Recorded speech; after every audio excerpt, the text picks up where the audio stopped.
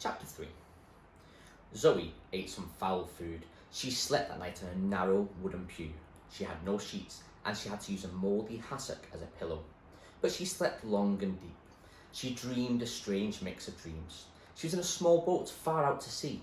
Her mother and father were there too, and Doobie, and Natasha, who suddenly stood up and rocked the boat from side to side. Zoey screamed at her to stop, but the boat tipped and they all fell into the huge freezing ocean. She woke feeling a pain in her ribs, as though someone was kicking her. Someone was kicking her. "Get up," said Spat. "I want to talk to you." He gave Zoey another prod in the ribs with his boot. "Stop it," yelled Zoey, sliding off the pew. What do you think?" "Listen to me. I know you're a spy. I don't know where you're from, but you haven't fooled me, even if Doobie thinks you're... Look, I told you I don't know anything about cats or pigs. You know their names all right, don't you?" "Only because you told me." Spat was looking like he meant trouble. He stepped up to Zoey's face.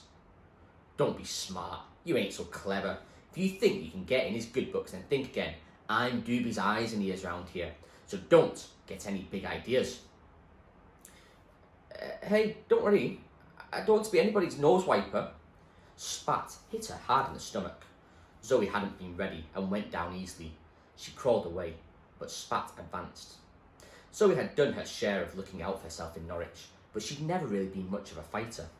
Spat went to kick her again, but Zoey swung her legs and knocked Spat's standing foot from under him. He fell. This gave Zoey time to get up, but by the time she had, Spat was already coming at her. Surprised, Zoey leapt backwards. "Stop!" she shouted, but Spat was clearly in no mood to stop. He swung a fist, and Zoey leant to one side. The blow caught her, but only just. It was enough to send her to the floor again, and then Spat was on her, legs pinning her arms to the hard floor, and his hands tightening around Zoey's throat. She tried to struggle, but she was just too weak from her sea crossing. At the back of her mind was a desire to give up. It was such a struggle anyway these days. Suddenly, Spat flew backwards off Zoey's chest. Zoey tilted her head back to see Doobie looking at her upside down. Doobie nodded at Zoey, then away, indicating that she should make herself scarce.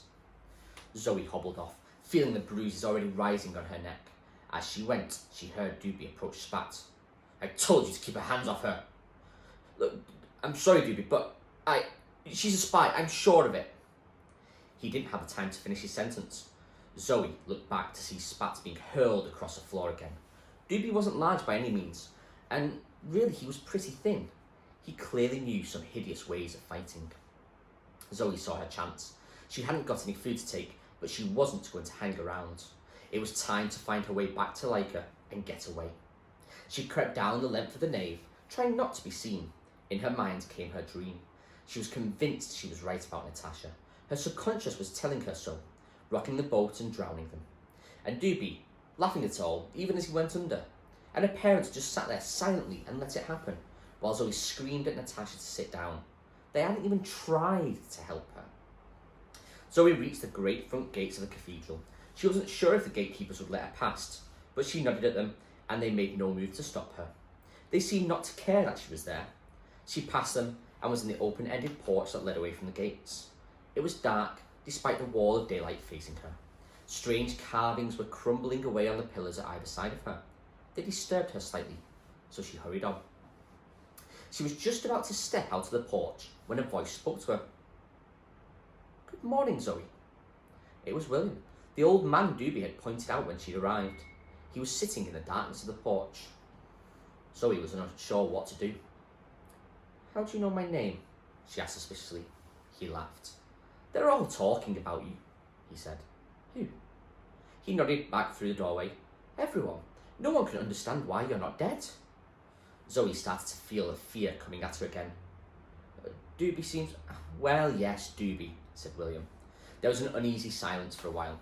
Stupidly, Zoey felt embarrassed. She was thinking of something to say so she could get away. The old man didn't seem as mad as Doobie had said. She'd have to be careful. "So where are you going to then, Zoey?" "Nowhere," she said hurriedly. "I was just going for a walk, and anyway, it smells in..." "No, I mean, where are you going? Where did you come from? That sort of thing." "Oh, well, I I'm happy to be a heel. That's fine. If do be say so, then she trailed off. But I came from Norwich. Norwich stands trembling on the brink, said William, as if it made sense. Oh, right, said Zoey. Or is that on the blink? I can never remember. Pardon? Said Zoey. If you do decide to leave, said William. Zoey froze, trying to think of something to cover her attentions. But the old man went on. Then don't try to fly, will you? There was this monk, see, who built a pair of wings. His name was Brother Elmer. This is 1,000 years ago now. I'm talking. He built some wings like a bird. He thought he could fly. Well, he jumped off the tower. See? Stupidly, Zoey asked, what happened? Well, he died, didn't he? Off you go then. What? Asked Zoey. Doobie was right. The old man was crazy after all. I said, off you go. On your walk. Zoey hesitated. Right, thanks, she said. Bye? He didn't reply. She crept slowly out of the porch. As she went, she heard him start talking to himself. Zoey got to the corner of the porch, and then she ran till she had a stitch. It was a cool, misty morning. She thought she knew where she was going, but in running she had lost her way. Still, the island was small, and it wouldn't take her long to find Leica. All around was a smell of wetness, but Zoey was used to that. Even though Norwich was much larger than this place, nowhere escaped the occasional especially high floods. At least there had been enough high ground to grow some vegetables there. There was nothing here, just the shells of old houses standing at or in the water's edge. But again, Zoey was well used to that now. Sometimes she wondered what life had been like before the sea came. Perhaps it seemed stupid to build so close to the sea. But perhaps the sea had been a lot further away. She didn't know. And she had never met anyone who'd been alive when the houses were built. Though lots of people could remember when there'd been much more land. Her parents had grown up in a different world, but a world that was already in trouble. Even then, the sea level was rising. They never liked to talk about it much.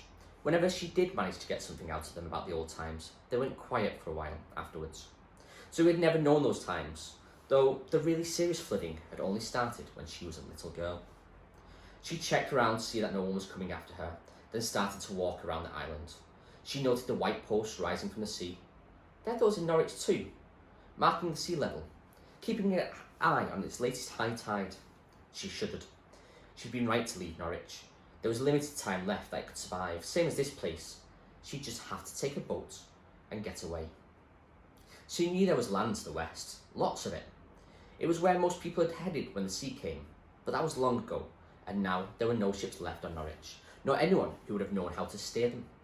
The stupid, stubborn few who had stayed had slowly turned into people like those in the cathedral, scrabbling around for wild food, or doing a few hours at the allotments to earn something in return.